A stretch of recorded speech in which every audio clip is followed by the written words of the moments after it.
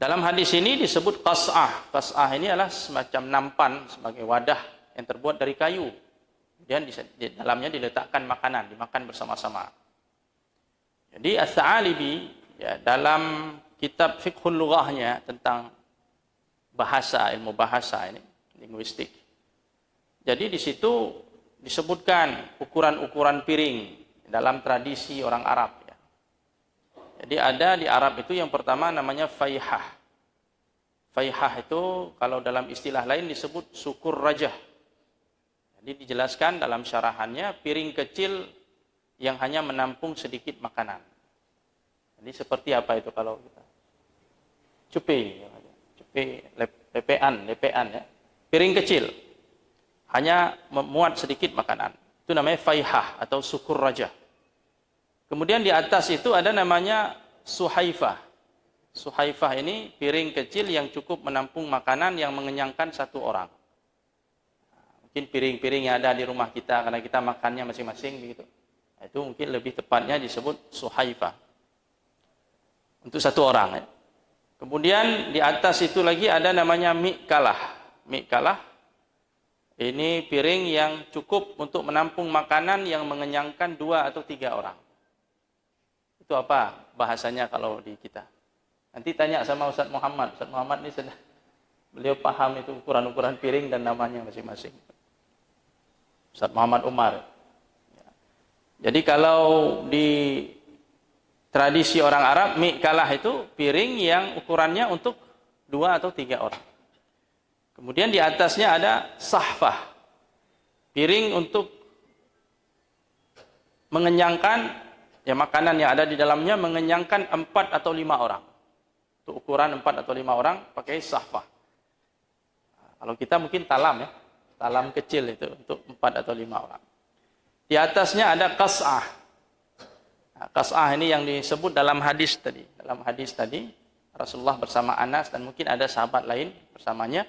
Itu menampung makanan yang mengenyangkan 7 sampai 10 orang. Nah, berarti talamnya sudah besar ini. Dan di atasnya ada jafnah. Jafnah, ini piring yang paling besar. Sebagian mengatakan yang paling besar bukan jafnah, ada lagi satu lagi namanya dasi'ah. Piring yang paling besar. Nah, itu mungkin sudah menampung puluhan orang di situ makan. Nah, jadi rupanya orang Arab ini hebat juga dalam masalah kuliner. Piringnya besar-besar. Nah, walaupun yang makan bukan satu orang, rame-rame makannya. Ya kalau kita lihat mereka panggang kambing itu satu kambing dipanggang itu nggak cukup kalau piring macam kita ya, harus qas'ah atau jafnah ya atau dasi'ah yang ukurannya sangat besar. Jadi bisa makan satu kelas. Kaum muslimin yang dirahmati Allah Subhanahu wa taala, yang disebut dalam hadis tadi adalah qas'ah ya. Kita lanjut hadis berikutnya. Ada satu lagi di akhir dari riwayat ini, Anas bin Malik mengatakan, "Falam azal uhibbud dubba min yaumi idzin." Sejak hari itu aku selalu suka makan dubba karena dia melihat Nabi sallallahu alaihi wasallam suka makan dubba, maka dia pun berusaha untuk suka makan dubba sebagai wujud bukti cinta dia kepada Rasulullah sallallahu alaihi wasallam, mahabbah dia kepada Nabi sallallahu alaihi wasallam, menyukai apa yang disukai oleh Nabi sallallahu alaihi wasallam. Jadi kalau kita mau ikut seperti itu ada pahalanya Bapak Ibu sekalian. Walaupun kita tidak mengatakan sunnah makan ini, sunnah makan yang dimakan oleh Nabi itu belum tentu hukumnya sunnah.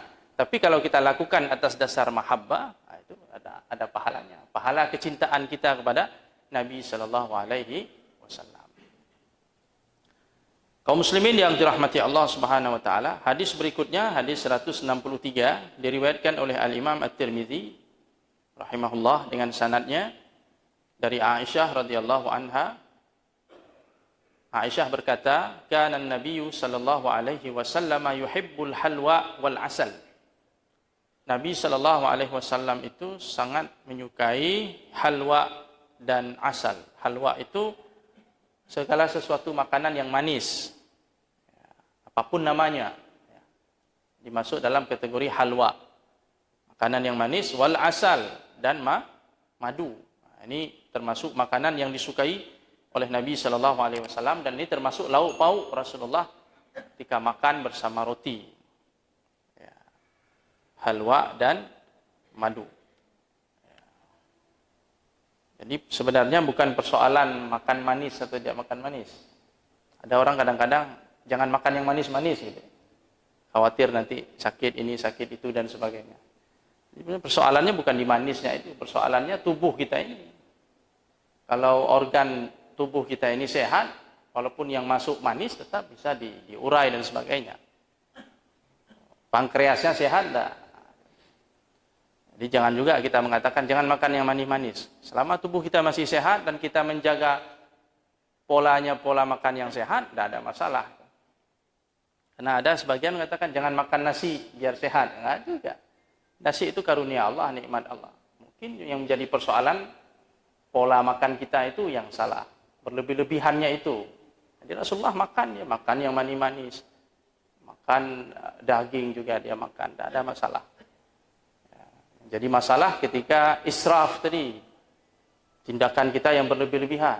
Karena petunjuk dari Al-Quran, wa kulu washrabu wa la tusrifu. Makan minumlah, jangan berlebih-lebihan. Sikap berlebih-lebihan itulah yang mendatangkan mudarat, mendatangkan bahaya bagi kesehatan dan sebagainya. Bukan soal jenis makanannya. Kaum muslimin yang dirahmati Allah Subhanahu wa taala. Kemudian kita lanjutkan hadis ke-164 ya. Diriwayatkan oleh Al-Imam Tirmizi dengan sanadnya dari Ummu Salamah. Ummu Salamah bercerita bahwasanya beliau qarrabat ila Rasulillah sallallahu alaihi wasallam jamban mashwiyan fa akala minhu thumma qama ila as-salati wa ma tawadda. Jadi Ummu Salamah menghidangkan untuk Rasulullah sallallahu alaihi wasallam pada suatu hari bagian daging kambing yang dibakar. Jadi daging bakar, daging panggang. Jadi pernah istrinya Ummu Salamah ini menghidangkan untuk Rasulullah sallallahu alaihi wasallam daging panggang. Fa akala minhu, kemudian Nabi makan yang sudah dihidangkan itu, daging itu. Summa qama ila shalah wa ma tawadda. Kemudian Nabi sallallahu alaihi wasallam bangkit untuk salat dan beliau tidak berwudu lagi. Karena begini Bapak Ibu sekalian, dulu ada satu ketetapan, karena syariat Islam ini pada masa Rasulullah ini kan terjadi perubahan-perubahan. Ada istilah nasikh mansukh, terjadi perubahan, pergantian. Termasuk syariat puasa kita ini. Dalam konteks makanan ini dan kaitannya dengan berwudu, dulu syariat yang pertama itu menetapkan begini, orang kalau sudah makan makanan yang dimasak, itu harus berwudu lagi, wudunya batal. Jadi kita udah wudu nih, tiba-tiba kita makan kuah sop umpamanya, atau makan daging yang dibakar dengan api lah, yang dimasak, makanan yang dimasak.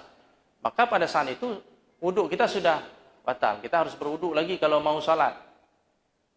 Jadi ternyata di akhir hayat Rasulullah syariat itu berubah. Berubahnya bagaimana? Tidak lagi harus berwudu setelah makan makanan yang dimasak, yang dibakar atau direbus atau di apa gitu. Jadi sudah, berarti ketetapan yang paling terakhir yang berlaku hingga saat ini, maka wudu itu tetap sah. Wudu itu tidak batal hanya gara-gara kita makan makanan yang dimasak. Yang berlakukan saat ini seperti itu sampai sekarang.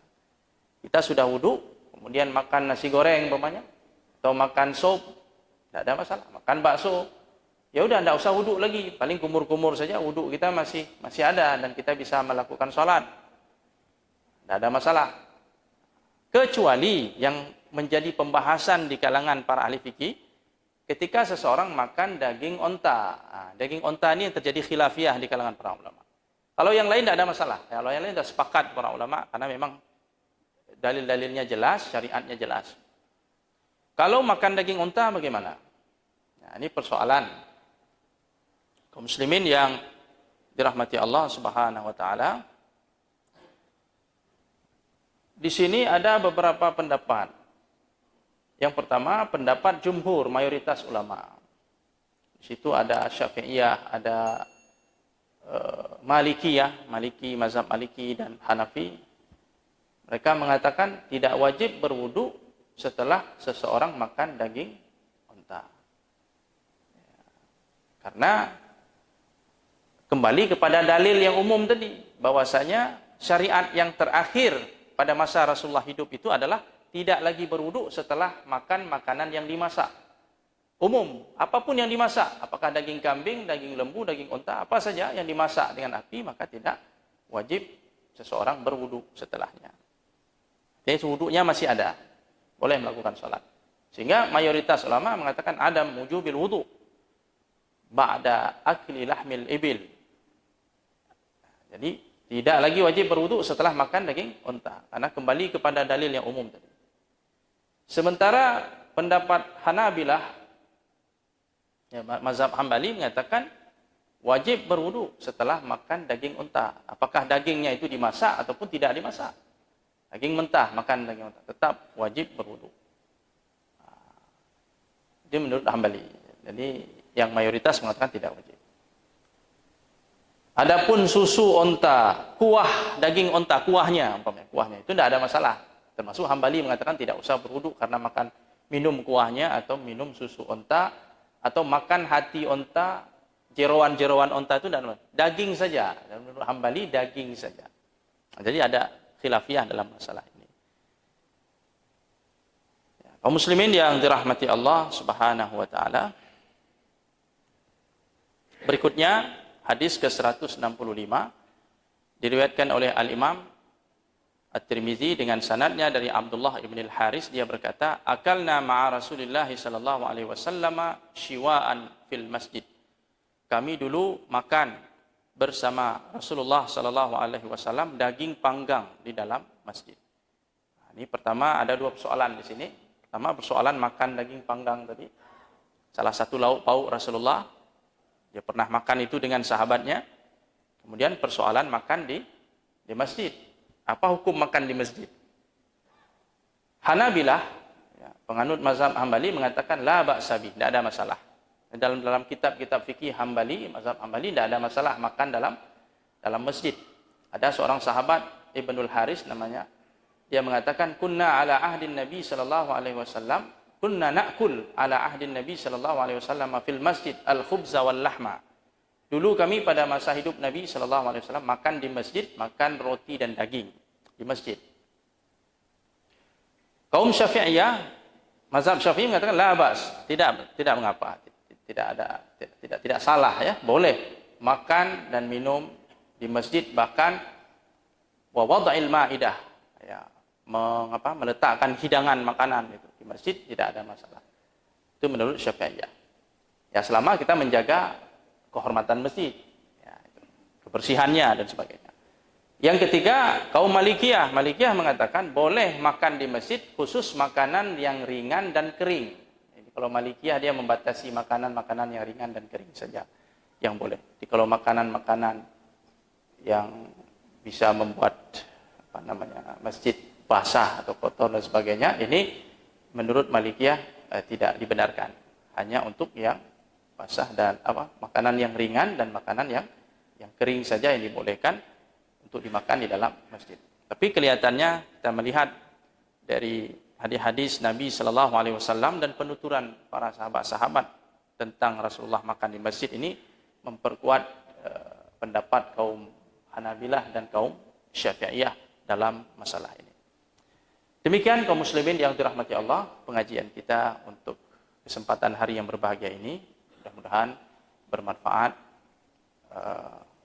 dan sama-sama kita doakan semoga amal ibadah kita di bulan suci Ramadan ini diterima oleh Allah Subhanahu wa taala. Amin ya rabbal alamin. Aqulu qawli hadza wa astaghfirullah li wa lakum. Subhanakallahumma wa bihamdika asyhadu an la ilaha illa anta nastaghfiruka wa natubu ilaik. Assalamualaikum warahmatullahi wabarakatuh.